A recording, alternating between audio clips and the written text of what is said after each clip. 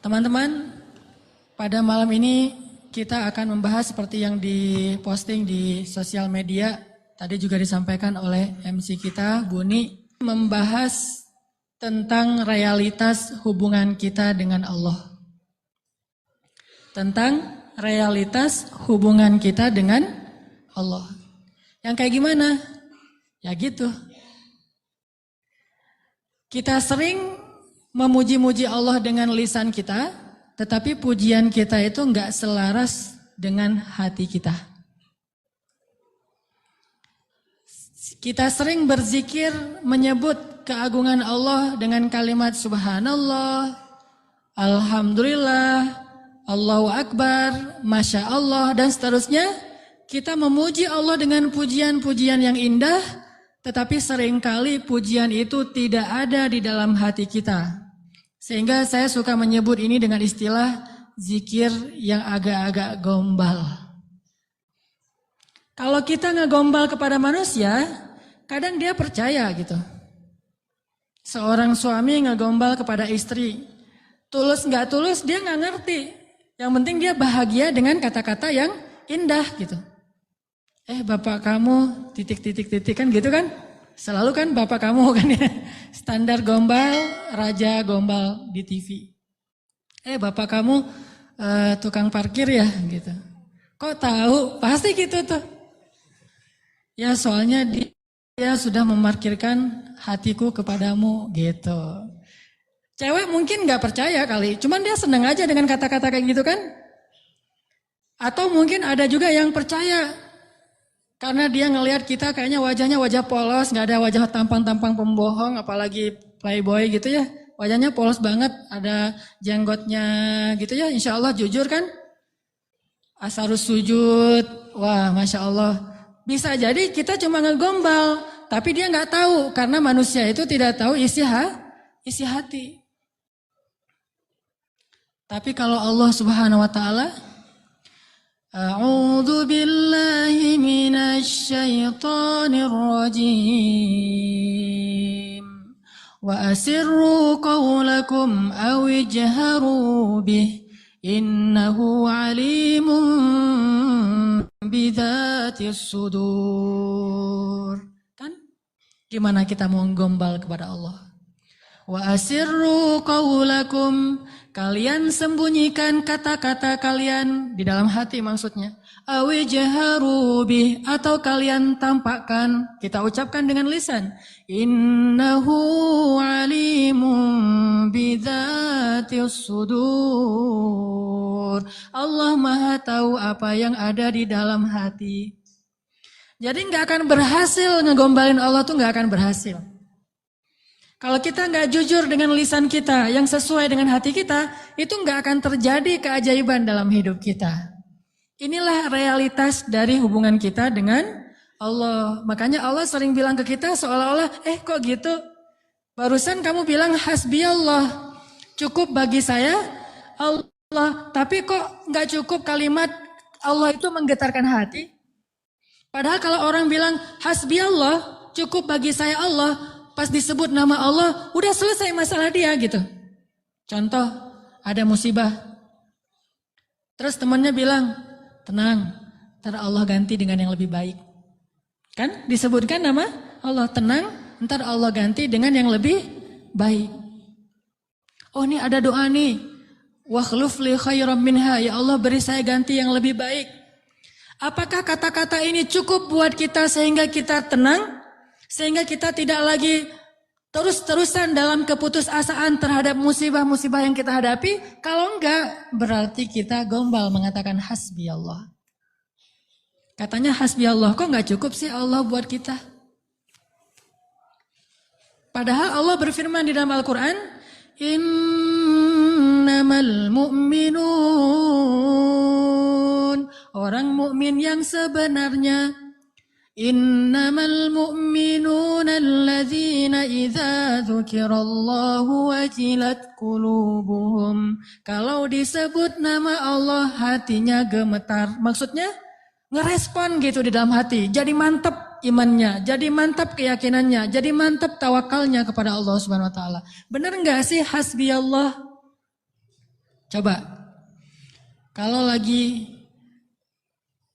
bete, lagi ilfil, lagi nggak mood aja nih, lagi sedih, lagi galau berat. Yang buat bete, ilfil, galau berat kita itu reda apa? Jujur ya. Apakah sholat? Apakah jalan-jalan? Apakah makan-makan enak? Apakah main game? Apakah dengar musik? Apakah nonton film yang baru keluar? Mana yang paling gampang buat bete kita hilang? Itu jujurnya tuh. Kalau misalnya kita lagi bete, wudhu. Salat Allah Akbar, selesai salat hilang tuh bete. Berarti benar, hasbunallah.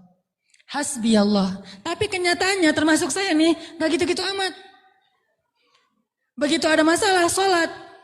Begitu selesai sholat, ini nonton di mana ya? Sama aja kan?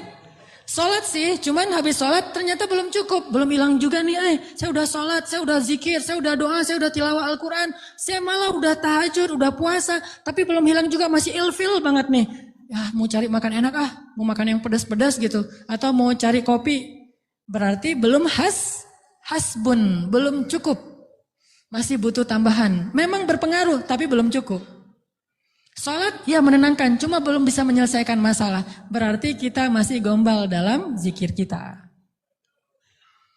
Makanya Allah bilang, kok gitu? Katanya saya cukup buat kamu. Kok kamu masih mencari solusi yang lain setelah saya? Kok kamu masih menyekutukan saya dalam mencari jalan keluar terhadap masalah-masalah kamu? Berarti orang yang benar-benar mengatakan hasbi Allah itu kayak Ibrahim tuh. Ketika dia masuk ke dalam api, dilemparkan ke dalam bara api, tiba-tiba Jibril datang kepada Ibrahim mengatakan, "Ya Ibrahim, alaka hajah? Apakah kamu punya sesuatu yang kamu butuhkan? Sal, tu'ta, minta kepada saya nanti saya akan kabulkan." Kata Jibril. Apa kata Ibrahim? Amma ilaik fala. Kepada kamu? Enggak. Saya tidak butuh siapapun. Hasbiyallah wa ni'mal wakil.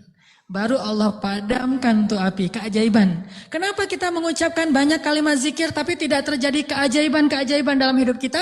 Mungkin kalimat kita itu belum jujur. Belum sesuai dengan hati kita dan realitas kehidupan kita. Makanya zikir kita itu belum powerful. Harusnya zikir yang powerful itu begitu kita bilang hasbi Allah, api padam. Jadi kalau ada kebakaran, hasbi Allah, nggak butuh telepon pemadam kebakaran, selesai sudah.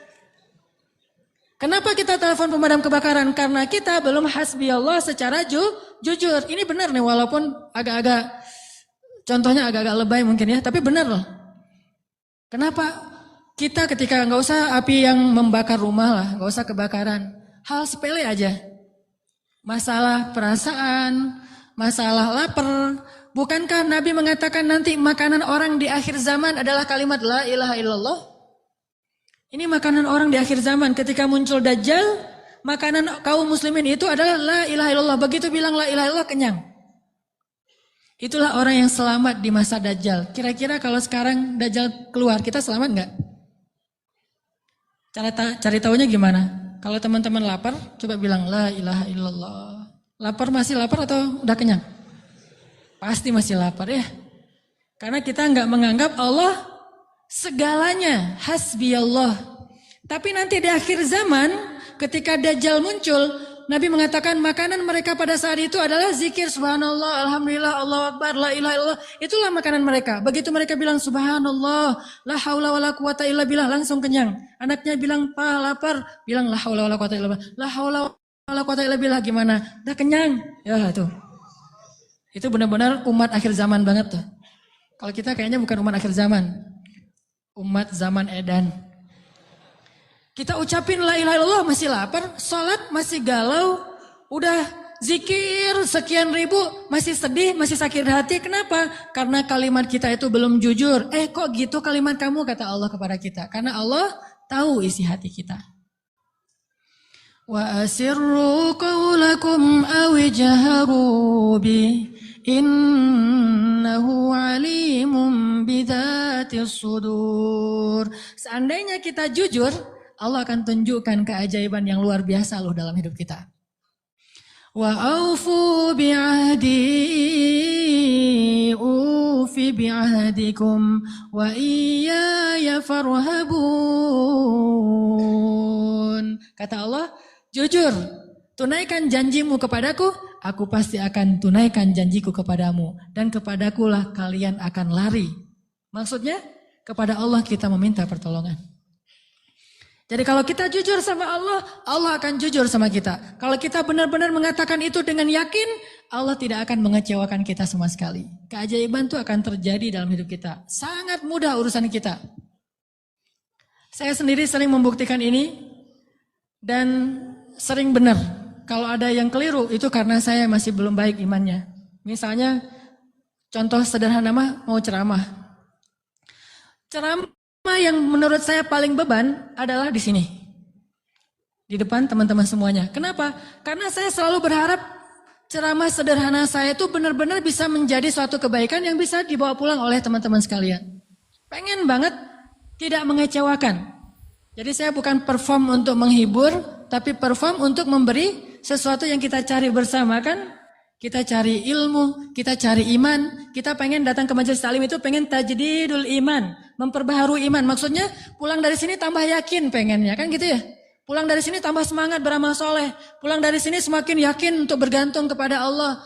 Itu membuat saya terbeban. Ya Allah, jangan sampai penampilan saya buat mereka kecewa. Bukan karena pengen dielu-elukan ustadznya keren atau apa, enggak. Biar mereka tidak sia-sia waktunya datang ke sini. Terus gimana caranya? Saya akan berzikir. Salah satu zikir yang selalu saya baca, Rabbi syrah li sadri, wa yassir li amri, wahlul 'uqdatam min lisani. Dan wahlul 'uqdatam min lisani saya ulang berkali-kali. Kenapa? Saya khawatir saya tidak menyampaikan sesuatu dengan jelas dan baik sehingga teman-teman tidak memahami. Wa yassir li amri, wahlul 'uqdatam min lisani yafqahuna qauli. Dan ternyata setelah membaca ayat atau zikir ini, Allah seperti memudahkan, muncul terus saja materinya itu yang dulu udah lama dibaca, muncul lagi. Dan itu nggak dikonsep. Teman-teman bisa nanya kepada orang-orang dekat saya, teman atau istri saya jarang ngonsep materi ini, malam ini mau bahas ini, terus nyusun dulu, apalagi buat slide, itu bukan saya banget lah. Modalnya tuh benar-benar, saya mengonsep materi, mencari bahan itu ketika saya di Mesir dulu. Itu masa-masa mencari bahan. Sekarang bukan masa mencari bahan. Masa memahami realitas untuk menawarkan bahan ini loh. Dulu di Mesir nyari bahan baca, dengerin terus saja selama 6 tahun. Sekarang diingat-ingat. Yang mana ya? Yang ini. Oh ya, sampein. Artinya doa Rabbi syrah li sadri itu benar-benar memudahkan urusan. Termasuk kalau misalnya kita lagi ada masalah sama seseorang. Kita doa ya Rabbi, mudahkan urusan saya. Mudah enggak? Kalau kurang mudah, berarti kita belum benar-benar jujur dalam kalimat kita kepada Allah. Jujur gimana? Kita yakin enggak sih Allah yang memudahkan urusan kita? Kalau kita yakin banget, Allah akan tunjukkan keajaiban yang luar biasa. Seperti cerita kemarin tuh. 2 orang yang saling berhutang kan? Yang satu memberi hutang dan bertanya, siapa saksinya? Kata yang berhutang, Allah saksinya, boleh enggak? Kata yang memberi hutang, oh boleh, Allah itu sebaik-baik saksi dan itu jujur, yakin gitu. Coba kalau kita lakukan itu sekarang, mungkin kita akan dikhianatin, akan dirugiin sama banyak orang. Kenapa? Karena enggak yakin banget kepada Allah SWT. Masih ada sedikit setitik ragu. Ntar kalau dia bohong gimana? Bukankah ada Allah? Ntar kalau dia lupa gimana? Bukankah ada Allah? Ntar kalau dia berubah pikiran gimana? Bukankah ada Allah? Ntar kalau dia hilang tiba-tiba nggak membayar hutang gimana? Bukankah ada Allah? Bukankah ada Allah ini jarang kita ucapkan? Kita masih ragu walaupun kita mengatakan hasbiyallah, hasbunallah. Makanya jarang ngelihat keajaiban. Padahal kalimat itu kalimat-kalimat yang mukjizat, powerful. Sebagian mungkin pernah dengar cerita Imam Hasan Al-Basri. Tahu Imam Hasan Al-Basri? Salah satu ulama generasi tabi'in, generasi kedua. Ceritanya, Imam Hasan Al-Basri ini pernah bikin seorang gubernur Baghdad, namanya Hajjaj. Hajjaj ini gubernur yang sangat jahat, sering membunuh orang soleh, termasuk sahabat Nabi pernah dibunuh sama dia. Imam Hasan Al-Basri pernah bikin gubernur Hajjaj itu tersinggung. Kapan? Ketika Imam Hasan Al-Basri diundang ke rumah Gubernur Hajjaj bersama beberapa ulama yang lain, beberapa tokoh masyarakat diundang ke rumah barunya, istana gitu. Jadi Raja Hajjaj ini suka bikin istana terus pamer. Ngundang nih. Diundang orang-orang penting, minta semacam testimoni gitu, minta komentar. Jadi kalau bahasa kita mah ngeposting di sosial media, terus nunggu gimana menurut kalian. Jadi yang komennya tuh macam-macam ditungguin sama dia. Nanya ke setiap orang yang tamu yang diundang, gimana menurut kamu istana saya? Rata-rata mengatakan ini bagus, istana pertama yang saya lihat yang paling indah segala macam. Bahasa-bahasa memuji lah. Dan gak jujur. Begitu giliran Hasan Al-Basri, ya Syekh Hasan, gimana menurut Syekh tentang istana saya? Syekh Hasan mengatakan, saya sama sekali tidak tertarik dengan semua ini. Sesungguhnya apa yang ada di sisi Allah lebih baik daripada apa yang ada di sisi Anda. Ini ucapan Hasan Al-Basri. Karena lagi ada acara makan siang kayak gitu, banyak orang Hajjaj menahan emosi. Dia tersinggung banget, marah sebetulnya. Akhirnya udah selesai obrol-obrolan, makan, pulang. Saat pulang, Raja Hajjaj mengutus 2 orang prajurit untuk menangkap Hasan Al-Basri di tengah jalan. Suruh bawa balik lagi ke istana. Mau dia apa? Mau dipancung. Karena dia suka mancung, orang soleh. Tangkap tuh Hasan Al-Basri. Di tengah jalan didatangi pengawal raja, kemudian dibawa lagi ke istana, mau dipancung. Begitu Hasan Al-Basri berhadapan dengan Hajjaj, Hasan Al-Basri kemudian berdoa di dalam hatinya. Yang tadinya Hajjaj marah besar, pengen bunuh Hasan Al-Basri, pengen memancung Hasan Al-Basri, tiba-tiba pas ngelihat wajah Hasan Al-Basri, Hajjaj ini berubah seperti orang yang kena hipnotis. Tiba-tiba dia tersenyum, tiba-tiba dia jadi orang yang humble, hangat banget, langsung memeluk Hasan Al-Basri. Selamat datang wahai Syekh, selamat datang, duduk. Syekh, beri saya nasihat, terus dikasih makanan, minuman. Setelah itu dipersilakan pulang, dikasih kendaraan yang terbaik. Sampai akhirnya Hasan Al-Basri keluar dari istana. Ketika di tengah jalan, pengawal-pengawalnya Hajjaj bertanya kepada Hasan Al-Basri, ya Syekh, kami tadi diutus oleh Raja menangkap Anda agar Anda dipancung karena Raja tersinggung dengan obrolan tadi ketika makan siang. Dan Raja dalam keadaan marah besar. Tapi begitu bertemu dengan Anda, tiba-tiba dia berubah. Jadi baik, jadi kasih sayang, jadi luluh, emosinya jadi reda. Apa yang Anda lakukan kepada dia? Apakah Anda punya sihir? Kata pengawal. Kata Hasan Al-Basri, saya tidak pakai sihir. Terus apa? Saya sebelum bertemu dengan Hajjaj, tadi saya berdoa. Apa doanya? Ya Rabbi, Engkaulah yang menggenggam hidupku. Kepadamulah aku berserah. Ya Rabbi, padamkanlah amarah di hati Hajjaj sehingga aku selamat sebagaimana Engkau mendinginkan api kepada Ibrahim sehingga dia selamat. Ini yang dibaca oleh Hasan Al-Basri. Ya Allah, padamkanlah amarah di hati Hajjaj sehingga aku selamat dari kezalimannya sebagaimana Engkau menyelamatkan Ibrahim dari api yang panas. Tiba-tiba Allah padamkan marahnya. Ini namanya zikir, doa powerful. Kenapa? Karena hati Hasan Al-Basri itu benar-benar bergantung kepada Allah itu 100%, gak ragu sama sekali. Gimana pun pengawalnya banyak, tidak membuat dia ragu kepada Allah. Allah lebih besar. Gimana pun kuatnya Hajjaj, tidak ragu kepada Allah. Allah maha kuat. Sehingga kalimat yang sesuai dengan hati, Allah tunjukkanlah keajaiban kepada Hasan Al-Basri. Langsung luluh, langsung berubah dari marah menjadi sayang kepada Hasan Al-Basri. Kenapa kita jarang melihat keajaiban? Karena ucapan kita itu belum selaras dengan hati kita. Nggak yakin-yakin amat sama Allah.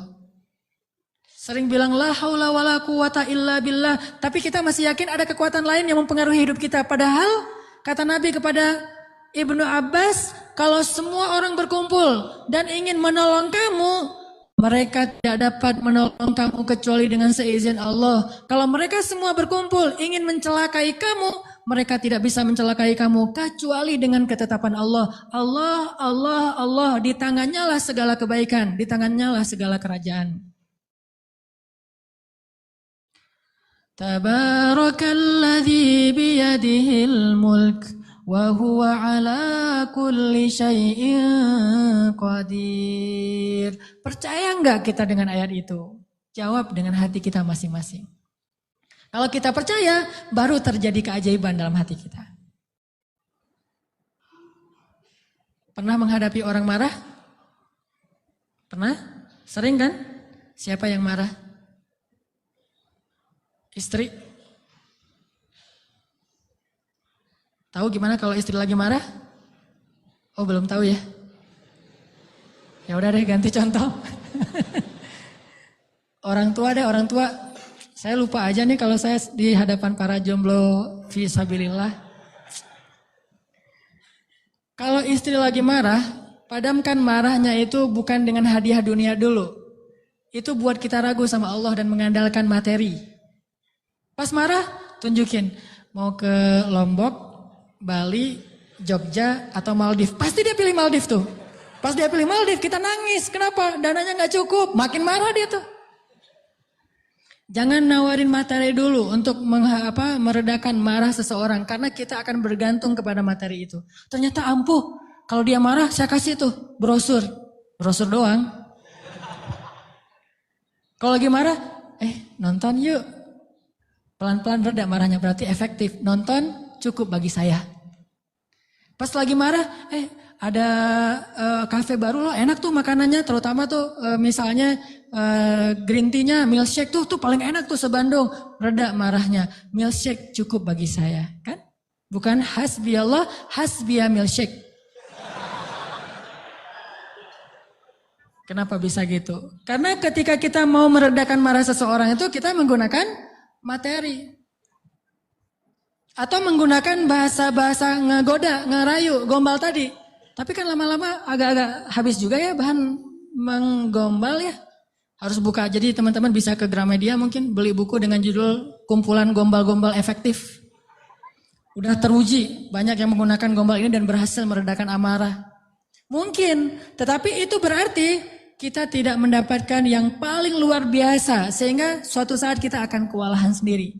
Berapa sering kita bisa memberikan materi, memberikan brosur, memberikan kafe, memberikan nonton, memberikan hiburan, entertain segala macam. Berapa sering? Coba sesekali ketika menghadapi seseorang yang marah, andalkan Allah. Pas mau ketemu orangnya, ya Rabbi, ya Rabba Ibrahim, wahai Tuhan Ibrahim, padamkanlah amarah istri saya, sebagaimana engkau memadamkan api bagi Ibrahim. Terus temuin, kalau masih marah, ya Allah astagfirullahaladzim, berarti saya belum jujur nih, masih belum yakin sama Allah, istighfar lagi, ya Allah padamkan. Masih marah, ya Allah padamkan. Terus saja sampai yakin. Kalau kita yakin itu berubah loh, benar-benar berubah. Kalau nggak bisa langsung bertahap, tergantung iman. Ada orang yang imannya baru redam amarah seseorang itu 1 jam, berarti imannya iman 1 jam.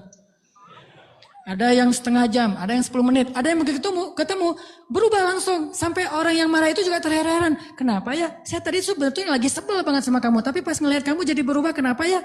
Karena Allah. Ini mah masalah iman. Bukan masalah fasihnya mengucapkan hasbi Allah. Semua kita mah namanya hasbi Allah pasti fasih. Apalagi sadaqallah, itu paling fasih tuh. Sadaqallahul azim itu fasih banget. Kenapa? Apalagi baca 1 juz, pengen sadaqallah cepet-cepet kan? Itu fasih. Bismillah fasih, hasbi Allah. Insya Allah tahsin hasbi Allah wa ni'mal wakil. Malah kita kadang-kadang kalimat hasbi Allahnya tuh lebih keren daripada sahabat loh. Kalau sahabat kalimatnya cuma gini. Hasbunallah wa ni'mal wakil. Kalau kita hasbunallah wa ni'mal wakil, ni'mal maula wa ni'man nasir. Coba lihat, panjangan siapa ucapannya? Panjangan kita kan? Sahabat mah cuma sedikit, Ibrahim lebih sedikit lagi. Hasbiyallah, segitu doang. Kita rame, oh jangan cuma hasbiyallah, tambahin dong. Jangan terlalu irit-irit dalam berzikir. Rame aja di broadcast soal panjang pendeknya zikir. Tapi dua-duanya gak powerful, gak ngaruh. Yang bilang hasbiyallah wa ni'mal wakil sama aja. Yang bilang hasbiyallah wa ni'mal wakil, ni'mal maula wa ni'man nasir. Diulang 33 kali. Tapi gak ngaruh, kenapa? Karena gak jujur. Hanya fasih di lisan, tetapi tidak fasih di hati. Harusnya kayak Imam Hasan Al-Basri. Begitu dia katakan demikian, doanya langsung berubah. Termasuk doa tadi, Allahumma ajurni fi musibati wa akhluf li khairan minha, ya Allah, beri saya pahala dalam musibah saya, beri saya ganti yang lebih baik. Selama apa sih Allah kasih kita ganti? Di situ kita bisa mengukur keimanan kita. Kalau begitu kita berdoa langsung dapat ganti, itu imannya ajaib tuh. Kalau kita berdoa tunggu gantinya sebulan kemudian, itu imannya standar. Kalau kita udah berdoa tapi nggak diganti-ganti, berarti kita bermasalah. Nggak yakin-yakin amat sama Allah. Pengen nggak begitu berdoa langsung Allah menunjukkan keajaiban? Kita pengen aja nggak berani ya, karena kita nggak percaya bisa. Kita mau mengatakan pengen, itu aja kita nggak berani karena menganggap itu nggak realistis.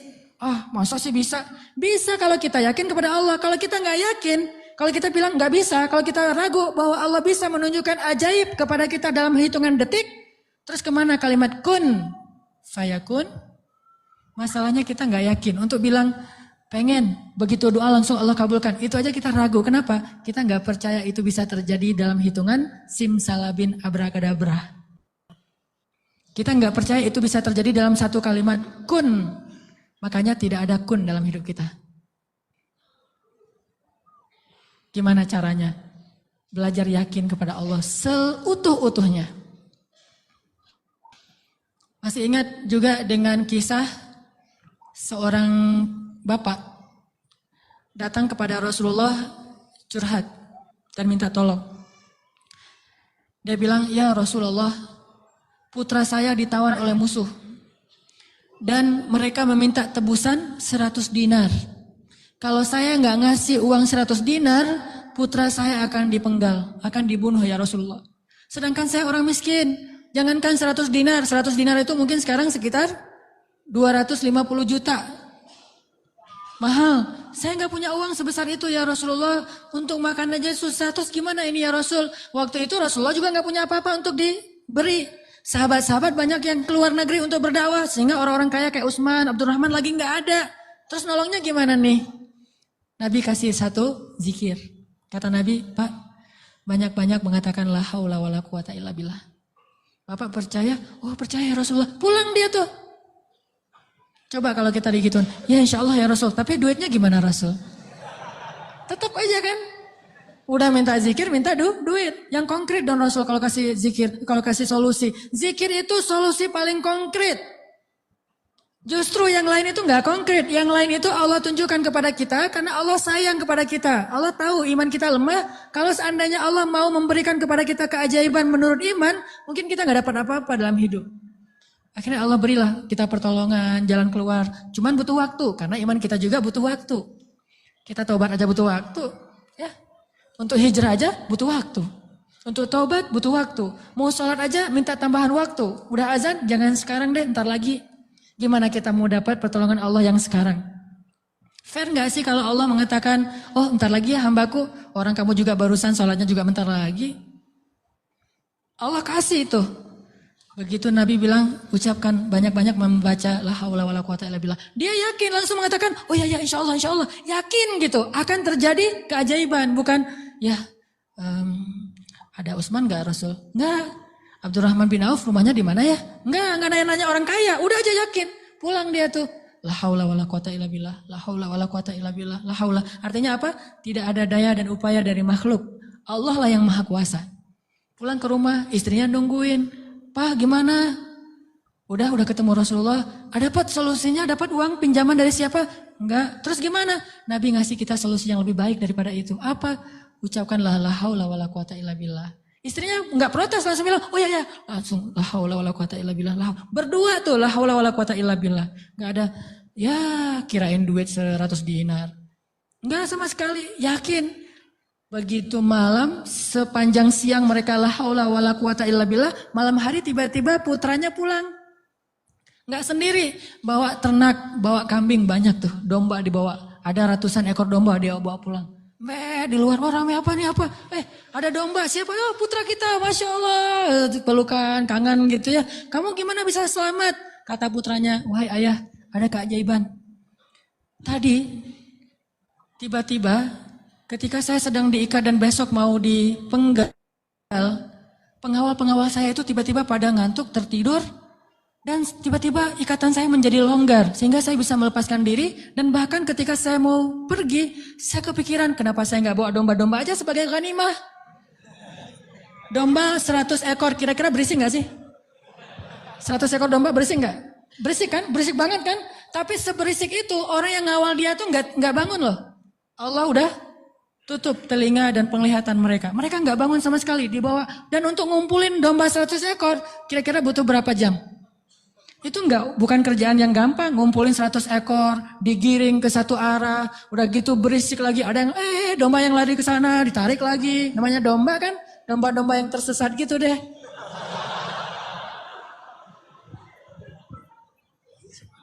Gimana coba? Tapi pengawalnya nggak bangun sama sekali sampai ke rumah. Pengawalnya mungkin belum bangun, atau mungkin nggak akan bangun lagi kali. La haula wala quwata illa billah. Baru ayahnya sadar, Masya Allah. La haula wala quwata illa billah. Dan ini orang yang mengatakan ini nggak disebutkan namanya dalam riwayat. Kenapa? Saking nggak terkenalnya. Berarti orang biasa banget. Tapi orang biasa dengan keyakinan yang luar biasa, Allah akan tunjukkan keajaiban yang luar biasa. Jadi jangan bilang, itu mah Umar, itu mah Utsman, itu mah Abu Bakar. Ini nggak ada namanya malah. Cuma disebut ja'a rajulun, ada seorang laki-laki datang kepada Rasul. Gitu doang. Tapi Allah tunjukkan keajaiban yang luar biasa. Kenapa? Imannya. La haula wala quwata illa billah. Sehingga anaknya datang membawa domba, jadi kaya raya. Sama juga dengan cerita Fatimah bintu Rasulillah. Pasti tahu ceritanya. Karena Fatimah capek di rumah, gak ada pembantu, Ali sering berjihad, akhirnya dia ngurus anak sendiri, anaknya laki-laki lagi, namanya anak laki-laki, bukan bandel, emang dia aktif gitu. Akhirnya Fatimah ngerasa agak berat nih kalau harus ngurus semuanya sendiri, gak punya pembantu. Datanglah ke rumah ayahnya, ayah ya Rasulullah, ayah tahu keadaan rumah tangga saya bersama Ali. Ali orang yang sibuk bekerja, membela agama Allah, berdakwah, berjihad. Saya sendiri di rumah gak ada pembantu, boleh gak minta seorang pembantu dari rumah ayah? Kan banyak pembantu Rasulullah yang jadi relawan tuh. Kata Rasulullah, ya Fatimah, mereka itu bukan pembantuku tetapi pembantu kaum muslimin. Jadi gak mau dikasih kepada urusan keluarga. Maka pulanglah Fatimah. Oh ya ayah gak apa-apa, pulang nih bersama Ali, gak dapat apa-apa. Nabi kan gak enak hati, karena Nabi sayang banget dengan putrinya ini, putri kesayangan Nabi banget di antara putri-putrinya, Fatimah Az-Zahra. Akhirnya Nabi menyusul Fatimah ke rumahnya. Assalamualaikum, waalaikumsalam, dibukain pintu. Ya Fatimah, ya Ali, la tahzana, janganlah kalian bersedih. Mau aku kasih yang lebih baik daripada pembantu? Oh apa ayah? Kirain robot-robotan atau apa gitu ya. Pembantu yang dalam bentuk robot kan tinggal beli baterai aja tiap bulan. Atau dicas gitu. Apa ya ayah yang lebih baik daripada pembantu? Kita tahu, kata Rasulullah sebelum tidur, bacalah zikir ini, ayat ini, maka insya Allah itu lebih baik daripada pembantu. Mereka protes nggak? Enggak. Oh ya, sami'na wa ata'na. Diamalin tuh, nggak pernah tinggal. Dan selamanya mereka nggak punya pembantu, tapi nggak pernah mengeluh lagi. Allah berikan mereka jalan keluar. Jalan keluarnya adalah dikuatkan hati dan kesabarannya. Itu keajaiban. Kenapa kita udah berdoa tapi hati kita masih lemah? Karena kita tidak berdoa dengan hati, tapi kita berdoa dengan kok gitu? Gak sesuai antara lisan dengan kenyataan. Ada lagi nih kisah yang mungkin sebagian teman-teman pernah mendengar bagaimana Rasulullah SAW pada malam perang Badar. Melakukan apa Nabi malam perang Badar teh? Istighosah. Pernah dengar istilah istighosah? Mungkin sebagian orang menganggap istighosah ini bid'ah. Istighosah itu salah satu di antara hal yang paling luar biasa yang dilakukan Nabi. Dan disebutkan di dalam surat Al-Anfal. إِذْ تَسْتَغِيثُونَ رَبَّكُمْ. Ketika kalian beristighosah kepada Tuhan kalian. Apa itu istighosah? Berdoa dengan penuh keyakinan. Malam sebelum terjadi perang Badar, semua para sahabat itu tidur. Dan luar biasanya tidurnya juga sampai mimpi lah gitu. Mimpinya apa? Mimpi basah. Ini serius. Jadi semua sahabat pada malam itu digoda. Dan ketika bangun dari tidur, mereka harus mandi junub. Tapi tidak ada air. Akhirnya Allah turunkan hujan. Pada mandi di bawah hujan semuanya sambil bertakbir. Pada malam itu cuma 2 orang yang gak tidur. Rasulullah dan Abu Bakar As-Siddiq. Ngapain? Doa kepada Allah. Salah satu yang terekam dalam sejarah di antara doa Nabi pada malam perang Badar apa? Ya Allah, seandainya besok kami semuanya terbunuh, maka saya khawatir tidak ada lagi orang yang menyebut namamu di muka Bumi tolonglah. Tangannya tuh nggak gini, tapi ngangkat tangannya tuh gini. Dua tangan. Tapi berdoa dengan mengangkat tangan setinggi-tingginya. Ya Rabbi gitu. Terus berdoa kayak gitu sampai syal Nabi jatuh, ditaruh lagi oleh Abu Bakar. Jatuh dan menangis sampai basah janggutnya Rasulullah SAW yang mulia. Kemudian Abu Bakar yang sedih mengatakan, ya Rasulullah hasbuk, hasbuk. Cukup ya Rasulullah, Allah sudah mendengar doamu, cukup. Nabi nggak cukup-cukup, terus saja berdoa. Apa yang terjadi besok? Allah utus malaikat ribuan untuk menolong Rasulullah dan para sahabat. Dan kita lihat hasil perang Badar. Bukan karena dia Rasulullah, tetapi karena imannya adalah imannya seorang Rasulullah. Kalau kita punya iman minimal dekat atau mirip dengan imannya seorang nabi, Allah akan tunjukkan mukjizat yang mirip dengan seorang nabi yang disebut dengan karomah. Itulah keajaiban. Jadi bukan mustahil. Kalau kita tidak pernah melihat keajaiban, itu pasti karena kita masih belum selaras antara lisan dengan hati kita. Masih ingat kalimat Nabi ditodong dengan pedang, dihunuskan pedang, lagi istirahat di bawah pohon. Nabi lagi istirahat nih. Tiba-tiba datang orang Badui, orang kafir, menghunuskan pedang di leher Nabi. Dan itu benar-benar mau membunuh Nabi. Nabi seorang diri, sahabat jauh. Terus laki-laki itu mengatakan, ya Muhammad, sekarang kamu sendiri. Kalau saya akan membunuh kamu sekarang, siapa yang bisa menolong kamu? Rasulullah dengan tenang dan mantap mengatakan, Allah. Kalimat Allah itu membuat laki-laki tadi gemetar dan jatuh pedangnya. Coba. Ini kalimat Allah kayak gimana? Coba kita ucapkan Allah, ada yang gemetar enggak? Allah. Apaan? Enggak dengar? Ya. Biasa aja. Jadi kalau ada musuh, misalnya kita lagi marahan nih di jalan, ada orang yang marah, pengen ngancam kita. Allahu Akbar. Dia langsung gemetar gitu, langsung tunduk, langsung gak bisa berdiri. Berarti ini Allahu Akbar kita ini udah benar-benar powerful. Tapi kenyataannya kan gak pernah kan. Kita bilang Allah terus orang gemetar gara-gara kata-kata kita. Rasul bisa kayak gitu loh. Jadi kalimatnya sama yang kita ucapkan dengan yang Rasulullah ucapkan. Tetapi hatinya beda. Nabi mengatakan Allah gemetar tangannya, jatuh pedangnya diambil oleh Nabi. Dihunuskan ke leher orang itu. Nabi bertanya, sekarang kalau saya mau membunuh kamu, siapa yang menolong kamu? Kata dia, engkau wahai Muhammad. Cuma engkau yang bisa menolong saya dan menyelamatkan saya. Akhirnya Nabi membiarkan dia pulang dan dia akhirnya pulang dalam keadaan selamat dan menyebarkan agama Islam kepada kaumnya. Jadi sesi pertama ini kesimpulannya apa? Salah satu di antara sebab tidak banyak terjadi keajaiban dalam hidup kita karena iman kita belum ajaib. Insya Allah nanti habis sholat isya saya mau sharing kisah-kisah yang menurut saya lebih powerful untuk jadi pelajaran buat kita dalam berdoa, berzikir dan memohon pertolongan Allah Subhanahu wa taala insya Allah. Oke, teman-teman sekalian, tadi kita sampai kepada beberapa kisah tentang gimana menyelaraskan antara lisan dengan hati kita sehingga bisa terjadi banyak keajaiban dalam hidup kita. Ini kisah-kisah yang tadi kita dengar adalah bukti gitu. Orang kalau selaras antara lisan dan hatinya pasti terjadi keajaiban. Kalau ketika kita berdoa hati kita yakin seutuhnya kepada Allah, pasti Allah gak akan ngecewain kita. Gak mungkin. Allah itu gak mungkin mengecewakan kita. Allah sendiri kok yang berjanji, wa idza sa'alaka ibadi anni fa inni qarib ujibu da'watad da'.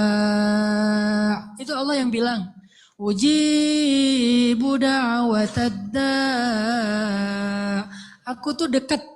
Artinya berharaplah kepadaku gitu. Dan aku akan mengijabah setiap orang yang meminta kepadaku. Jadi Allah sendiri yang berjanji akan menunjukkan keajaiban, mengabulkan permintaan-permintaan yang baik dari hambanya, sehingga tidak perlu kita ragu Allah gak mungkin ngecewain kita. Begitu kita berdoa yang selaras di hati kita yakin kepada Allah, Allah akan tunjukkan. Itu rahasia paling gampang untuk hidup bahagia, untuk sukses, untuk dapetin apa yang baik-baik yang kita harapin. Contoh, kalau mau ngelamar seorang cewek, sebelum kita datang ke calon mertua, lobby dulu ke langit, pemilik hati mertua. Jadi bukan dandan nomor 1, itu mah yang kesekian. Bukan misalnya bawa CV yang bagus, isi CV-nya teh. Kalau perlu tanggal lahirnya diedit, biar nggak terlalu ketuaan gitu ya. Cuma diedit 1 angka doang, angka terakhir yaitu tahun. Kemudian pekerjaan, wira swasta. Kan sekarang wira swasta mah keren ya, pengusaha gitu ya. Walaupun wira swastanya masih baru merintis lah. Saya mah nggak mau terlalu makin jelek nanti. Wira swasta, jualan apa misalnya? Apa aja lah, apa aja dijual gitu. Yang penting tidak menjual harga diri. Wah, semuanya diedit.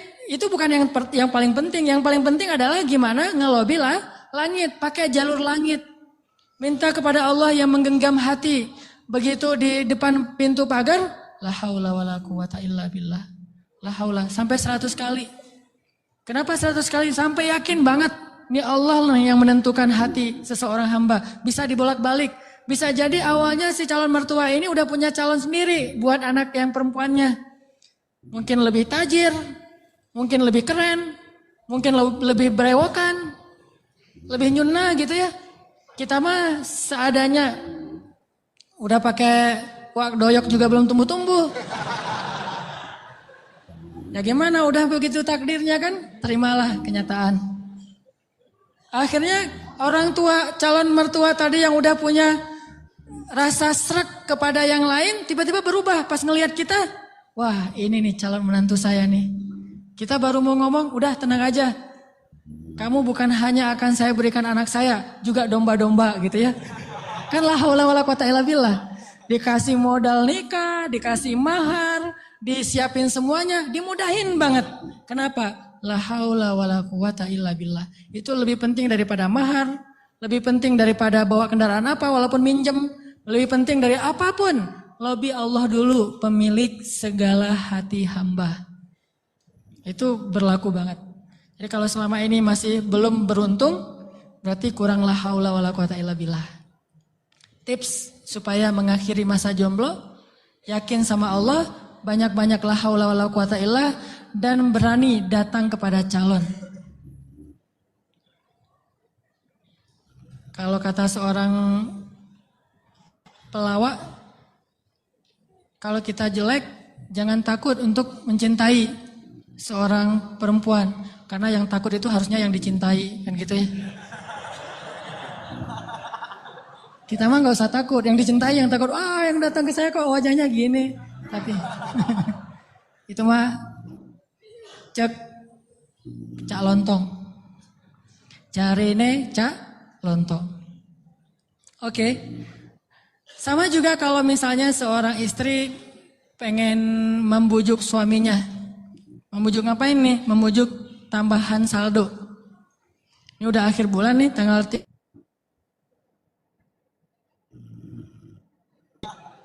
itu ngaruh banget. Sambil senyum, ngerti mah, besok ditransfer gitu ya. Gak usah bilang, Pak, uang bulanan gak usah. Bilang aja la haula wala quwata illa billah. Lobby Allah sehingga dia jadi sayang sama kita, dikasih lebih. Jalan ke mall, lobby Allah supaya dia sayang sama kita, dikasih lebih. Jadi dibeliin apa. Ini semuanya karena kita dulu ditablik. Awal-awal saya dulu dari hidup jelas jadi agil. Saya juga masih belum suka sama cewek. Mungkin saya mirip dengan kata-kata Cok Lantong tadi kali ya. Suka, alhamdulillah gara-gara saya nggak diterima, akhirnya saya nggak pernah pacaran. Itu bukan karena saya nggak mau pacaran, karena nasib aja. Jadi akhirnya nggak bisa pacaran. Nah, pas sudah jelas gara-gara datang jamaah tablik berdakwah di sekolah saya, akhirnya saya masuk ke tablik yang khuruj 3 hari, 40 hari. Di tablik itu ada pelajaran tauhid yang menurut saya bagus ya, inspiring gitu. Kalau kita lagi makan nih, kan makannya tuh rame-rame tuh, pakai talam gitu kan, makan rame-rame. Terus ada petugas khidmat namanya yang ngasih-ngasih lauk, nasi, ikan segala macam. Jadi SOP di tablik, kalau kita lagi makan, mau minta tambahan makanan, nasi, ikan atau lauk, itu nggak boleh minta kepada yang khidmat. Kita ngomong Allah, ikan Allah, datang tuh ikannya. Wah ini ikan, Masya Allah, Allah kasih datang ikan. Di situ belajar tauhid tuh. Ternyata kuahnya kurang, Allah kuah, Masya Allah, kuah, Masya Allah. Datang tuh kuah tuh. Soalnya orangnya dengerin gitu ya. Tapi walaupun ini agak-agak menurut sebagian orang aneh, justru di situ kita belajar yakin sama Allah. Makanya saya sering cerita, awal-awal saya dapat hidayah ke tabligh itu, lagi mau main bola, keluar dari sholat asar di masjid, bukan keluar sholat asar, lagi main bola depan masjid. Masjid di Aceh itu kan luas-luas, halamannya bisa main bola. Ada orang main bola, ada sapi yang lagi ngerumput, karena saking luasnya halaman masjid. Udah gitu, lagi main bola dipanggil sama seorang jamaah tabligh dari Pakistan. Dia nyebutnya Maulana gitu. Orang tabligh kan kalau udah level ilmu tertentu disebut Maulana. Maulana ini manggil saya, come here gitu. Saya datang, saya waktu itu masih anak muda gak jelas gitu. Duduk di sebelah dia tanya, dia tunjuk-tunjuk ke langit gitu. Gak bisa bahasa Indonesia, saya bilang, kenapa? Oh langit, saya bilang, langit Allah cipta, kata dia. Terus tunjuk ke pohon. Saya bilang pohon Allah cipta. Dia tahu bahasa Indonesia cuma satu kalimat, Allah cipta. Pohon Allah cipta. Saya tunjuk anak-anak, dia nunjuk anak-anak. Oh, orang Allah cipta. Itu aja selama setengah jam. Begitu setelah setengah jam Allah cipta. Tiba-tiba saya ngerasa kayak ada yang masuk ke dalam hati saya itu sejuk banget. Saya langsung pergi wudhu, saya sholat kayak orang dihipnotis gitu. Sholat asar sendiri, udah selesai sholat asar sendiri, dia temukan dengan tabligh yang ada di situ, orang lokal, masuklah saya ke tabligh, khuruj 3 hari. Pulang ke rumah, saya dianggap orang aneh oleh orang tua saya. Wah kamu gak boleh ke masjid lagi, kenapa? Kamu sekarang aneh. Aneh apa? Udah rajin ke masjid. Rajin ke masjid aneh dulu teh. Orang tua kan takut ke jaring aliran apa mungkin yang mau jadi pengantin, bom bunuh diri atau apalah, takut. Terus saya mulai pakai jubah waktu itu, jubah putih, sorban putih.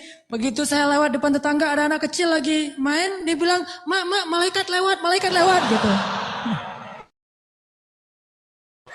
Aduh, saya malaikat gitu. Luar biasa. Ini artinya belajar yakin. Kalau di beberapa dakwah itu benar-benar bab la ilaha illallah ini benar-benar kurikulum paling penting dan ini yang harus kita pelajari. Kalau kita ngandelin Allah banget dalam segala urusan, la yudayya'anallah, itu intinya. Allah nggak akan ngecewain kita. Manusia bisa banget ngecewain kita, bukan karena dia jahat. Kadang dia nggak ngecewain kita karena emang dia nggak mampu untuk memuaskan dan membahagiakan kita. Bukan karena dia pengkhianat. Seorang istri, seorang suami kadang mengecewakan kita bukan karena dia nggak sayang sama kita, tapi dia nggak mampu memenuhi semua kebutuhan kita. Dia terbatas. Dan justru juga banyak orang yang sengaja ngecewain kita karena dia jahat, tapi ada juga orang baik ngecewain karena dia nggak mampu. Tapi Allah maha baik dan maha mampu. Bukan cuma maha baik, kalau baik doang nggak mampu, ya apa bisa kita lakuin kan? Tapi kalau baik dan mampu, nggak ada batas. La haula wala quwata illa billah. Keajaiban-keajaiban yang luar biasa terjadi dalam hidup kita kalau kita mengandalkan Allah, selaras antara lisan dengan hati kita. Saya pengen nanya ke teman-teman, teman-teman pernah lupa? Sering ya? Lupa apa misalnya? Lupa diri. Kadang kita perlu lupa. Ngelupain mantan. Baper ya. Karena lupa ini adalah solusi. Melupakan mantan itu benar-benar solusi yang paling konkret. Karena kalau nggak bisa lupa kita nggak bisa move on. Dan kalau nggak bisa move on kita nggak bisa ketawa. Kalau nggak bisa ketawa kita nggak bahagia. Pernah lupa kan? Lupa pelajaran, lupa ayat Al-Quran. Kayaknya kalau lupa ayat Al-Quran sering nih, terutama di juz-juz di tengah, soalnya belum hafal. Jadi pasti lupa. Kalau teman-teman lupa, apa yang teman-teman lakukan? Hah? Kalau lupa gimana? Diingat-ingat. Diingat-ingat. Berapa lama butuh waktu untuk sampai ingat lagi? Kadang cepat, kadang lama ya. Ada tips dari ulama Al-Azhar. Setiap kita ujian di kampus di Al-Azhar itu selalu ulama tuh syekh, doktor, profesor masuk ke ruang-ruang kelas kita bilang gini, ya abnai, wahai anak-anakku. Ini indahnya ujian di Mesir itu gitu. Bukan cuma ujian tulis, tapi dapat nasihat lagi mau ujian. Nasihatnya jangan nyontek ya, bukan. Nasihatnya apa? Ya abnai, panggilannya lembut, wahai anak-anakku. Kalau nanti kalian mau kerjakan soal, jangan lupa bismillah. Kalau kalian lupa, jangan lupa. Kalau kalian lupa, ucapkanlah istighfar, salawat. Allah akan mengembalikan ingatan kalian. Karena tidaklah seseorang itu lupa kecuali karena dosa-dosa. Maka istighfarlah. Itu nasihat yang setiap tahun saya dengar kalau mau ujian. Jadi ngena banget gitu. Akhirnya saya praktekkan tuh. Wah, ini benar nih tips yang luar biasa. Lupa nih mau nulis banyak. Apa ya? Ini di bukunya halaman berapa atau kata-kata siapa gitu. Astagfirullahaladzim. Allahumma sholli ala sayyidina Muhammad. Ingat.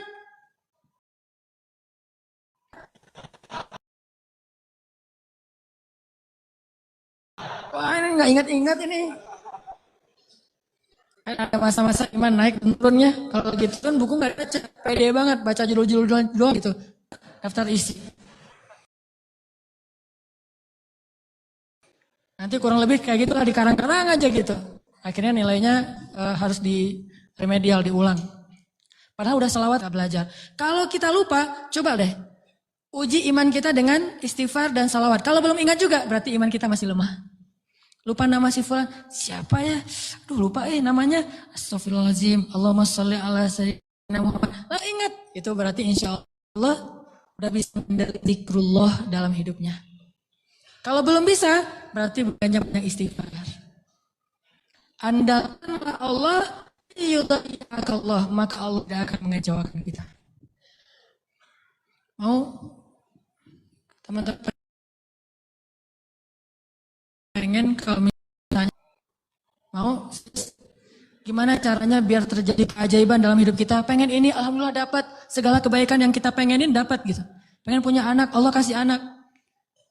Ya Rabbi, wahanal azmu minni, washta'ala ar-ra'su shayba, walam akun bidu'aika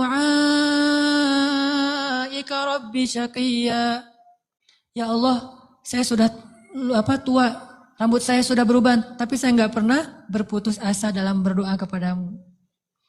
Fahabli min ladunka waliya, yarithuni wa yarithu min ali Yaqub waj'alhu rabbi radhiya. Langsung Allah bilang, ya Zakaria, inna nubashshiruka bi ghulam ismuhu Yahya lam naj'al lahu min qablu samiyya.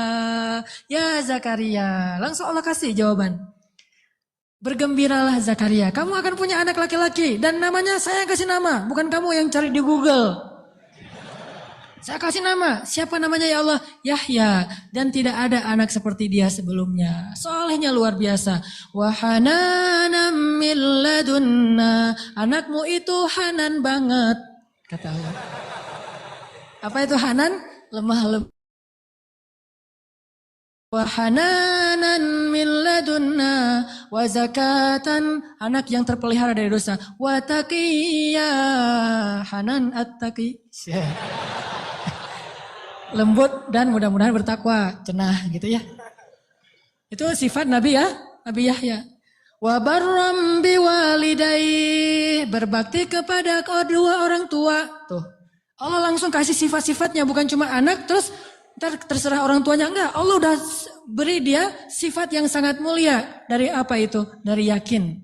Belum pernah kecewa dalam berdoa. Padahal berdoanya tuh lama loh, tapi enggak pernah kecewa. Dan Allah tunjukkan betapa Allah tidak mengecewakan hamba-hambanya. Wa barram biwalidayhi wa lam yakun jabbaran 'asiyya. Dia anak yang berbakti, tidak pernah berlaku kasar dan tidak pernah berbuat dosa. Bayangin, anak enggak pernah berbuat dosa sampai akhir hayatnya. Yahya alaihissalam. Wassalam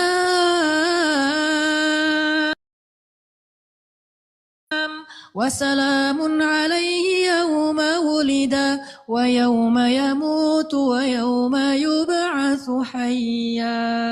Dia selamat ketika dia lahir dan ketika dia wafat dan ketika dia dibangkitkan, dijamin masuk surga anaknya. Belum lahir udah dibilangin kayak gitu. Hasil dari mengandalkan Allah, yakin sama Allah, dikasih, tenang aja. Aduh udah 10 tahun nikah, belum dikasih anak, tenang. Nabi Zakaria kayak gitu, Nabi Ibrahim juga kayak gitu. Ada perempuan yang dulu pernah saya kisahin di zaman Nabi Musa. Ya Rahim, ya Rahim. Tapi dengan yakin ngomong kayak gitu. Coba kita bilang ya Rahim tapi gak yakin. Gak dapet tuh. Takdirnya gak akan punya anak. Tapi karena dia ya Rahim terus. Tiba-tiba Allah mengubah takdir. Sesungguhnya rahmatku lebih luas daripada takdir. Andalkan Allah. Gimana caranya biar kita dapat keajaiban? Buat Allah percaya sama kita. Itu tips yang paling penting. Buat Allah percaya sama kita. Kalau Allah udah percaya, udah selesai. Kalau Allah udah radhiyallahu an, Allah udah ridho, Allah udah percaya, Allah udah mengatakan kita siddiqun. Apa itu siddiq? Orang yang benar. Berarti Allah akan tunjukkan banyak sekali kebaikan dan keajaiban dalam hidup kita. Buat Allah percaya sama kita. Sehingga Allah menyebut kita orang yang benar. Ulaika humus shadiqun. Dia itu orang yang benar. Wadhkur fil kitabi Ibrahim innahu kana siddiqan nabiyya. Ibrahim itu hambaku yang siddiq. Wadhkur fil kitabi Idris innahu kana siddiqan nabiyya. Hambaku Idris itu adalah hamba yang siddiq. Makanya Allah tunjukkan banyak keajaiban. Idris meninggalnya di mana? Wa rafa'na makanan 'aliyya. Kami angkat Idris ke tempat yang tinggi, yaitu ke langit kelima. Jadi ceritanya malaikat maut datang kepada Idris, pengen nyabut nyawa Idris. Kata Idris, wahai malaikat maut, jangan cabut nyawa saya sekarang. Terus gimana? Saya minta waktu gitu. Akhirnya malaikat maut ini mengatakan, saya tidak bisa memberi kamu waktu. Kalau perlu kamu naik aja ke langit. Begitu dia naik ke langit 5, kata malaikat maut, disinilah ajalmu. Sehingga Nabi Idris itu meninggalnya bukan di bumi. Kuburannya itu bukan di tanah, kuburannya itu di langit. Satu-satunya manusia yang diwafatkan di langit adalah Idris, sedangkan Isa belum wafat. Kalau Idris diangkat ke langit dan diwafatkan, Isa diangkat ke langit dan Allah biarkan sampai nanti akan datang kembali di akhir zaman. Kalau Idris wafat, cuma wafatnya di langit. Coba, keajaiban. Kenapa? Innahu kana siddiqan. Karena dia siddiq, Allah percaya, Allah kasih dia keajaiban. Begitu juga dengan Ibrahim. Gimana cara Ibrahim buat Allah percaya sama Ibrahim? Sehingga ketika Ibrahim dalam keadaan terdesak, Allah kasih keajaiban. Ya nar, kuni bardan wa salaman ala Ibrahim. Wahai api, jadilah kamu sejuk dan selamat bagi Ibrahim. Langsung sejuk, apinya membara-bara sampai kayu bakarnya habis. Tapi Ibrahimnya dalam keadaan selamat. Kayak di ruang AC. Kenapa? Karena Allah udah percaya sama hatinya Ibrahim. Gimana cara Ibrahim membuktikan dan membuat Allah percaya kepada dia? Nabi Ibrahim membuktikan itu di waktu-waktu yang sulit, bukan di waktu yang mudah. Jadi bukan hanya dengan sholat Allah akan percaya sama kita. Tapi ketika kita dapat masalah, siapa yang kita andalkan? Kalau kita mengandalkan Allah dan senantiasa kayak gitu dalam kesabaran, tidak berputus asa kepada Allah, yakin Allah gak akan ngecewain kita, Allah akan percaya sama kita. Dan saat Allah percaya, Allah tunjukkan keajaiban. Nih kisah Ibrahim yang luar biasa yang dulu sering kita baca. Ibrahim itu by the way orang mana? Orang mana Ibrahim teh? Orang Irak. Ibrahim aslinya dari Irak. Dari Basroh. Mirip dengan Imam Hasan al-Basri, Basroh. Jadi Ibrahim itu orang Irak.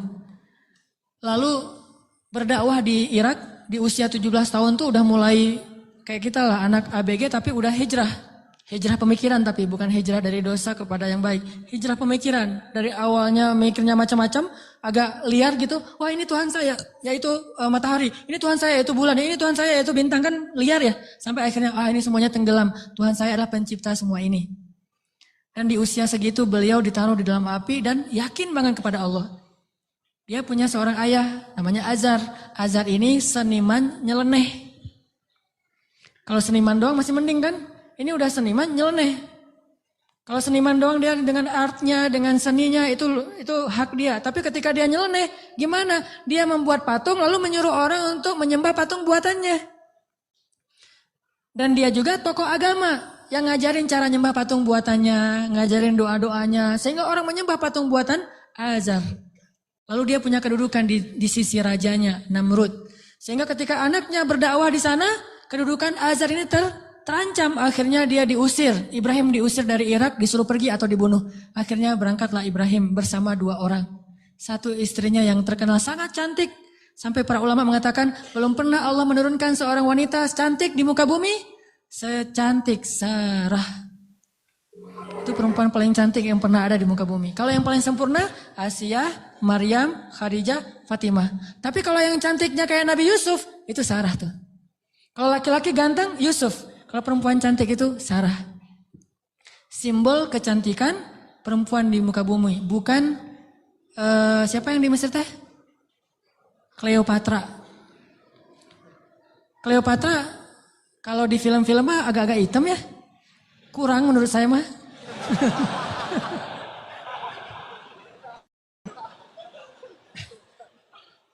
Kalau Sarah itu benar-benar cantik tuh. Simbol kecantikan wanita di muka bumi. Nanti kalau punya anak jangan lupa kasih nama Sarah. Sarah. Nah, ditemani oleh Sarah, istri tercantik. Dan seorang murid yang kelak juga jadi nabi, namanya Lut alaihissalam. Lut masih muda, masih ABG, baru belajar kepada Ibrahim. Jalan nih bertiga, dari Irak menuju ke Palestina. Di tengah jalan, lewat Mesir, Raja Mesir jatuh cinta kepada Sarah, namanya juga cewek cantik. Untung gak ada adegan ngiris tangan kayak Yusuf ya. Ngeliat Sarah, wah gitu, enggak. Karena dia bukan nabi, tapi cantik banget. Sampai raja aja yang di Mesir banyak cewek cantik, tapi masih jatuh cinta kepada Sarah. Saking cantiknya Sarah. Begitu tahu Sarah adalah istrinya Ibrahim, akhirnya raja jadi segan, gak berani. Soalnya Ibrahim terkenal dengan kebijaksanaannya, kearifannya, ilmu yang luas. Sehingga lama-lama malah rajanya merasa takjub kepada Ibrahim. Karena tahu ilmu Ibrahim yang sangat banyak, ini menurut sebagian riwayat. Ini riwayat yang terakhir saya baca, ternyata yang paling kuat. Akhirnya raja ini menitipkan salah satu putrinya kepada Ibrahim yang kita kenal dengan nama Hajar. Ternyata Hajar itu menurut sebagian ulama, ini penelitian terakhir, bukan budak Mesir. Hajar itu putri raja. Raja ini punya puluhan anak dari banyak istri karena mereka tidak ada syariat, tidak ada 1, 2, 3, masna wa thulatsa wa ruba'. Adanya asyarah, isyrun, salasun, 10, 20, 30. Istrinya banyak gitu. Sehingga anaknya ratusan. Salah satu di antara anaknya yang perempuan, putrinya namanya Hajar. Dan Hajar ini putri kesayangan Raja Mesir. Dititipin kepada Ibrahim untuk jadi apa? Nyantri di rumah Ibrahim, belajar kebijaksanaan dari Ibrahim. Dititipin nih. Hajar juga cantik. Tapi tetap Sarah paling cantik. Berangkat ke Palestina, bertiga sekarang, berempat. Ibrahim, Hajar, Sarah, Hajar dan Lut. Sampai di Palestina sekian tahun, Ibrahim gak dikaruniai anak dari Sarah. Akhirnya Sarah karena merasa tidak tega kepada suaminya dan suaminya sangat menginginkan anak laki-laki untuk meneruskan dakwahnya, Sarah nawarin kepada Ibrahim, Kang Ibra, wes. Kang Ibrahimovic kalau orang ini ya, kalau bola teh. Kang Ibra, apa neng? Ini Akang serius mau punya anak? Ya serius satu neng, siapa juga yang gak mau punya anak? Ini mah kalau disundakan. Gimana kalau Akang nikah lagi? Tuh neng jangan bercanda tuh neng gitu. Malu-malu gitu ya. Ini senangnya dicerita yang gini-gini nih. Padahal saya bukan mau ngomongin ini ya tentang la haula wala quwata illa billah, cuman agak-agak banyak gimmicknya. Jangan bercanda, udah gak usah ngomong yang gitu-gitu, gak lucu. Ini emang gak lucu kan? Serius. Sambil menitikan air mata ya. Enggak. Terus maksudnya gimana? Gimana kalau dengan Hajar? Hajar udah belajar lama dengan Ibrahim. Dan udah ketahuan oleh Sarah Hajar ini perempuan yang soleha, yang baik, yang bijaksana. Cocok insya Allah untuk Ibrahim. Dan dia lebih muda jauh. Akhirnya Nabi Ibrahim meminta petunjuk dari Allah. Kalau di kita mah sholat galau teh istikharah. Sholat galau dulu. Kalau dulu Nabi Ibrahim minta petunjuk Allah. Akhirnya Allah menyetujui. Ya udah Sarah udah dapat petunjuk dari Allah. Gimana jawaban Allah? Ya aku sih terserah kamu. Atau aku sih yes, nggak tahu kalau kamu gitu ya. Ya udah kalau Mas Anang yes, saya juga yes gitu. Akhirnya yes, nikah nih sama Hajar. Udah nikah sama Hajar, langsung Hajar mengandung anak Ismail. Maka kami berikan kepada dia Ismail, anak yang ghulaman halima. Anak gulamun halim, anak yang sangat lemah lembut dan cerdas dan perasaannya peka gitu. Itulah Ismail. Sangat sabar. Punya Ismail kecil, namanya calon nabi kan ganteng. Nih by the way lagi ya, gak ada nabi yang jelek. Semua nabi itu keren. Maka insya Allah dai-dai juga para pewaris nabi harus keren. Ini maksudnya apa sih? Nabi itu semuanya keren gitu ya. Jadi jangan pernah ngebayangin ada nabi yang biasa-biasa aja, tua, jelek. Semua nabi itu keren-keren karena dia dutanya langit. Kita duta produk aja cari artis yang paling keren kan? Apalagi Allah nyari dutanya langit. Keren. Ismail kecil tuh udah luar biasa. Aura kenabiannya tuh udah kelihatan. Sehingga akhirnya membuat Sarah, ini mungkin ada benarnya juga kata orang dulu. Kalau pengen punya anak, maka suaminya suruh nikah lagi, punya anak, nanti kepancing. Yang pertama akan punya anak. Ternyata Sarah akhirnya hamil juga kan. Nah Ismail kecil. Ibrahim senang banget punya anak laki-laki. Digendong-gendong kayak Nabi Muhammad aja. Naik ke atas punggungnya, dibawa kemana-mana, dibangga-banggakan kepada orang. Ini anak saya laki-laki. Ismail anaknya Hajar segala macam. Dan banyak tetangga memuji-muji Hajar. Nah ini nih, masalahnya bukan di suami istri, tapi di tetangga. Yang bikin istrinya cemburu. Sarah mah pasti awalnya niatnya baik. Gak akan cemburu. Tapi gara-gara tetangga, Hajar hebat ya. Udah punya anak ganteng, mirip banget dengan Hajar gitu-gitu. Akhirnya Sarah kan jadi panas juga lama-lama tuh. Nah wajar. Akhirnya Sarah mengusulkan, janganlah tinggal dengan serumah dengan saya. Saya udah gak tahan. Hening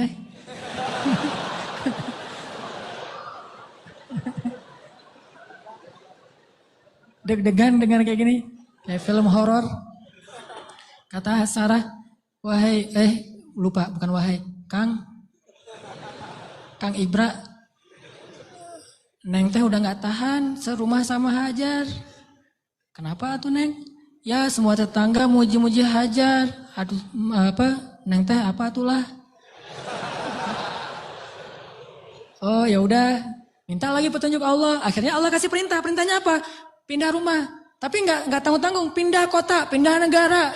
Dari Palestina ke Saudi Arabia. Dulu namanya Bakkah. Wahai Ibrahim, bawa Hajar dan anakmu ke sebuah lembah Bakkah. By the way, perjalanan dari Palestina ke Mekah butuh waktu 2 jam naik pesawat. 2 jam naik pesawat itu kurang lebih dari Jakarta ke Medan. Atau Jakarta, Surabaya.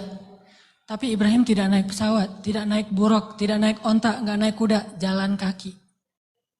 Apakah Hajar protes? Kemana Kang Ibra? Pokoknya ikut aja lah, gitu.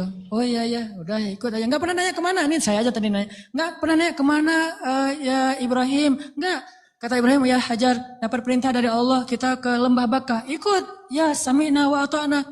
Gak pernah nanya kemana, gak pernah naik apa, terus bekalnya gimana, terus gak ada rest area di mana aja, di kilometer berapa. Nggak, udah aja jalan gitu. Coba bayangin suami bawa istri, kadang-kadang kesasar muter-muter, istrinya langsung, wah papa gak tahu jalan, pakai ini atuh GPS. Gak sabar ya. Atau suami ngajak jalan kemana gitu, udah mama turun di mall ini aja, nanti dijemput lagi gitu kan. Minta dijemput di mall. Kalau Hajar, enggak. Mau naik apa, kemana, sami'na wa ata'na kepada suami. Ini supaya Allah percaya sama Ibrahim dan Hajar. Jalan, kira-kira dari dari Jakarta ke Surabaya jalan kaki berapa lama? Atau naik skateboard aja deh. Jalan kaki berapa lama? Tebak aja deh, 1 bulan ya. Perjalanan 1 bulan. Gak ada rest area sama sekali. Makanannya apa yang dibawa sebagai bekal? Roti keras yang kalau dimakan itu harus direndam dulu dengan air. Saking kerasnya roti supaya awet gitu. Jadi kalau udah sampai di oasis kecil, Nabi Ibrahim turun duduk bersama istrinya, bersama bayinya, rendam roti dulu sambil ngobrol-ngobrol. Wah, padang pasir. Ya iyalah, apalagi gitu. Direndam nih roti sampai akhirnya rotinya udah agak lembut, makan. Hajar ngasih ke anaknya. Udah gitu jalan lagi sebulan, bayangin. Nggak pernah nanya kemana sih Ibrahim. Ini nyasar kemana sih kita? Nggak bawa peta gitu? Nggak sama sekali, jalan aja. Sami'na wa ata'na. Begitu sampai di sebuah lembah yang kata Allah, biwadin ghairi dhi zar'in 'inda baitikal muharram. Di sebuah lembah yang tidak ada pohon apapun. Pohon yang di tempat lain di padang pasir aja tumbuh, ini nggak tumbuh sama sekali saking tandusnya. Udah sampai di lembah itu, kemudian Ibrahim mengatakan, disinilah tempat kita. Ini rumah kedua kita. Hajar nggak pernah banding-bandingin, rumah Sarah enak tuh di Palestina, kok saya ditaruh di sini? Enggak, udah, oh iya, tinggal di sini teman Ismail. Dan nggak ngomong-ngomong juga, ini gara-gara Hajar, gara-gara Sarah nih. Nggak nyalahin Sarah, nggak nyalahin Ibrahim. Sami'na wa ata'na, buktikan itu biar Allah percaya sama kita. Kalau Allah percaya, Allah nggak akan ngecewain kita. Sami'na wa ata'na, ya Ibrahim, ya, tinggal di situ aja. Baru 3 hari tinggal di situ, akhirnya Ibrahim mengatakan di satu pagi, ya Hajar, aku harus kembali ke Palestina. Baru di situ Hajar tanya, setelah sebulan gak nanya apapun, taat aja. Baru ketika mau ditinggal di lembah yang gak ada air sama sekali, cuma ada air di dalam tempat dari kulit yang mereka punya, dan itu hanya bertahan 1 hari lagi. Tiba-tiba Ibrahim bilang mau pergi ke Palestina lagi, baru di situ Hajar bertanya dengan lembut sekali. Ya Ibrahim, kenapa kamu meninggalkan kami di sini? Nanyanya gitu. Mendengar pertanyaan ini Ibrahim gak tega dan langsung pergi. Gak menjawab, gak ngelihat, pergi aja. Melihat suaminya pergi, anaknya lagi digendong. Ibrahim Hajar gak pernah mengatakan, kamu tega sama saya? Kalau kamu tega sama saya, jangan tega dong sama bayi saya. Sinetron banget ya. Ini sama bayi saya nih, bayi kita Ibrahim. Ini hasil cinta kita berdua gitu kan. Enggak sama sekali, enggak baper lah. Iman tuh mengalahkan baper. Ya Ibrahim, kenapa engkau tinggalkan kami di sini? Cuma sesingkat itu pertanyaannya, lembut lagi tuh. Dan enggak marah-marah. Pokoknya kalau kamu pergi, jangan balik lagi. Enggak gitu. Ibrahim enggak tega, akhirnya Ibrahim jalan aja. Begitu agak jauh Ibrahim jalan, baru Sarah nanya dengan yang benar. Allahu amaraka bihadza? Apakah Allah yang menyuruhmu begini? Allah, jadi kalau A-nya panjang itu artinya apakah Allah? Kalau Allahnya pendek berarti Allah. Kalau kita azan jangan Allahu Akbar. Apakah Allah Maha Besar? Itu salah ya. Makanya A-nya jangan kepanjangan, kecuali bertanya. Allah, A itu apakah? Makanya Hajar bilang Allahu amaraka bihadza? Apakah Allah yang menyuruhmu begini ya Ibrahim? Baru Ibrahim berhenti dan mengatakan, ya. Ini setelahnya kalimatnya powerful banget. Apa kata Hajar? Idzan la yudayyi'anallah. Kalau gitu pergilah wahai suamiku. Allah nggak akan mengecewakan kami. Coba. Baru Allah percaya sama Hajar. Kalau gitu pergilah suamiku. Allah nggak akan mengecewakan kami. Jadi kita, Papa pergi dulu ya. Papa baru datang pergi lagi. Gak usah dijawab. Langsung aja nyalain kendaraan. Nanti istri akan nanya, Pak, Allah yang nyuruh Papa pergi.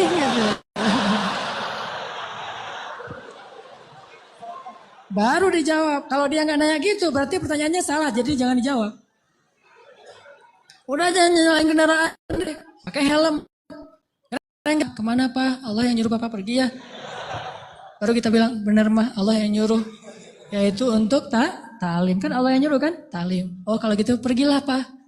Selama-lamanya.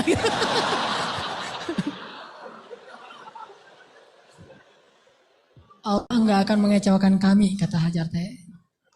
Idzan la yudayyi'anallah. Kalau gitu Allah tidak akan mengecewakan kami. Itu kata kuncinya tuh. Dan itu enggak ngomong dengan gombal ke Allah. Allah Maha tahu isi hatinya Hajar radhiyallahu anha. Makanya Allah percaya banget sama Hajar. Akhirnya pergilah Ibrahim. Enggak ngomong, ya suamiku jangan lupa kirim SMS ya.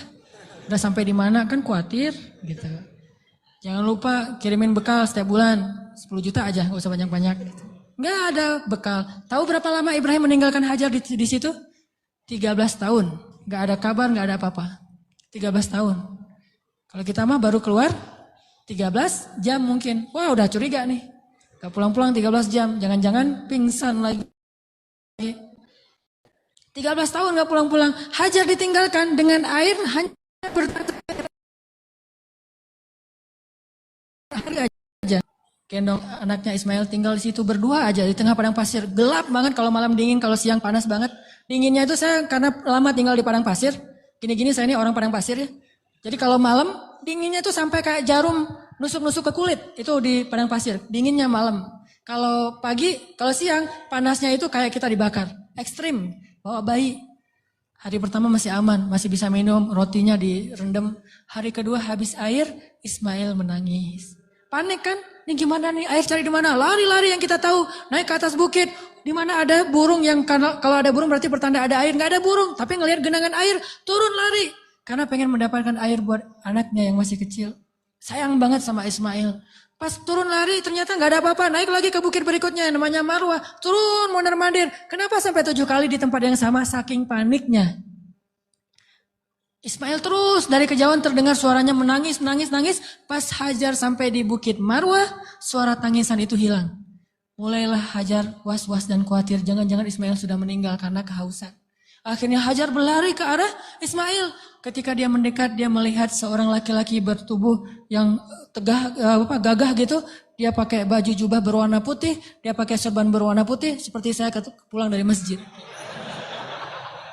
Malaikat, kalau ini malaikat beneran. Kalau tadi kata anak kecil, oh malaikat lewat gitu. Kalau ini malaikat beneran. Dan dia memberi minuman kepada Ismail. Dialah Jibril alaihissalam. Tapi Hajar kan nggak tahu itu Jibril. Dikirain orang yang mau perdagangan manusia atau apa gitu. Datang Hajar ke arah Ismail. Tiba-tiba laki-laki itu menghilang. Namanya juga malaikat tling gitu aja hilang gitu. Udah hilang. Dilihat di bawah kaki Ismail ada mata air. Yang kita sebut Zam-Zam. Minumlah. Mulailah peradaban di situ. Dan Zam-Zam ini mata air paling ajaib di dunia. Paling berkah. Seberkah susu ibu kepada anaknya. Kenapa saya bilang berkah? Dia keluar sesuai dengan kebutuhan. Ketika jamaah haji ramai di kota Mekah sampai 3 juta orang. Mereka tidak kekurangan air Zam-Zam. Masing-masing minum setiap datang ke masjid minum Zam-Zam. Pulang dari masjid minum Zam-Zam. Pulang ke kampung halaman bawa Zam-Zam 1 liter, 5 liter, 10 liter. Kan? 3 juta orang tapi nggak pernah kurang dan nggak pernah kering air Zam-Zamnya. Keluar terus untuk 3 juta orang. Begitu musim haji selesai, Zulhijjah berlalu berganti dengan bulan Muharram, di stoplah haji dan belum dibuka visa umroh. Sehingga Mekah sepi. Kalau kita umroh di waktu itu yaitu umroh transit, kita bisa cium Hajar Aswad setiap kali kita putaran tawaf, saking sepinya. Tapi air Zam-Zam tidak membanjiri kota Mekah. Kalau lagi rame, keluar banyak. Kalau lagi sedikit, keluar sedikit. Air yang sangat berkah, keajaiban dari Allah. Akhirnya tinggallah di situ. Yang luar biasa, 13 tahun tidak dijenguk oleh suaminya, Hajar gak pernah ngejelek-jelekin ayahnya Ismail di hadapan Ismail. Kamu harus tahu, kamu gak boleh seperti ayahmu nanti kalau udah gede. Enggak sama sekali, ini imajinasi sejarah ya, biar kita tahu gimana sebenarnya Hajar. Saya enggak, walaupun ini agak harai tapi serius. Biar kita kebayang gimana solehanya Hajar. Kan bisa aja normalnya perempuan akan bilang, pokoknya mama kecewa banget. Jangan sampai kamu mengulangi ini kepada istrimu. Hati perempuan. Enggak pernah ngomong kayak gitu, padahal pantas enggak sih Hajar kecewa? Pantas ya, 13 tahun enggak ada berita. Dan secara fikih itu udah bisa meminta cerai loh. Secara fikih udah bisa khulu itu minta cerai kepada hakim. Tapi Hajar tidak sama sekali menjelekkan Ibrahim di hadapan anaknya. Apa buktinya? Ketika 13 tahun kemudian datang Ibrahim, Ismail akrab-akrab aja sama ayahnya. Ayah gitu. Oh ini nih mah orangnya nih mah. Nah. Wah udah nih. Kan Ismail udah gede. 13 tahun orang Arab mah kan beda sama kita. 13 tahun kita kan masih culun. 13 tahunnya orang Arab itu udah memimpin pasukan seperti Usamah bin Zaid, cucunya Rasulullah, cucu angkat. Udah memimpin pasukan tuh 13 tahun usianya. Jadi udah gagah. Dan bahasa Allah itu ketika Ismail sudah berusia sebaya, artinya udah gagah gitu. Coba, Ibrahim waktu itu usianya berapa? 101 tahun. Ketemu kakek-kakek 101 tahun. Mah, yang mana orangnya? Ini. Kan bisa aja kan? Enggak. Mah, siapa itu? Itulah ayahmu Ibrahim, wahai Ismail. Ayah, langsung datang, cium tangannya. Ayah, gitu. Enggak ada seuzon sama sekali. Itu hasil pendidikan Hajar yang luar biasa loh kepada anaknya. Dan bukti yang lebih berat lagi, 3 hari kemudian, Ibrahim mimpi menyembelih anaknya.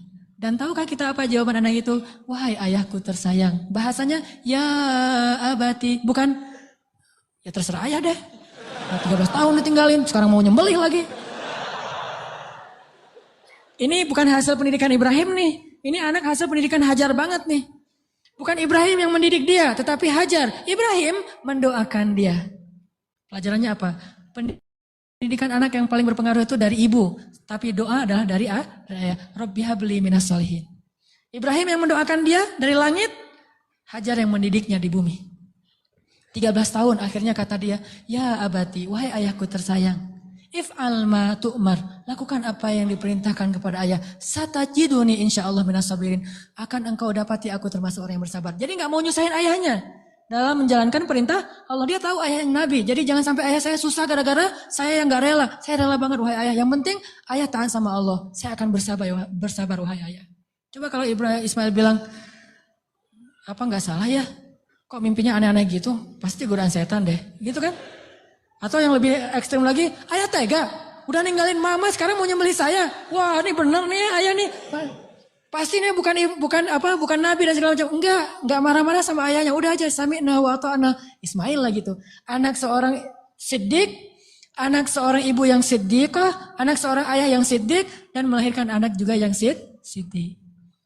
Dan itu bukan basa-basi ya, benar-benar dibawa ke sebuah jabal kurban namanya bukit di daerah Arafah. Di sana Ibrahim udah mengasah parang, golok. Ketika ngelihat golok, Ismail nggak bilang, ternyata serius ya? Kirain tadi main-main gitu. Enggak, serius. Ismail tahu, udah ditidurkan Ismail. Sebelum ditidurkan Ismail curhat dulu sama ayahnya. Ya ayah, ya abati. Abati itu panggilan lembut. Kalau yang biasa ya abi.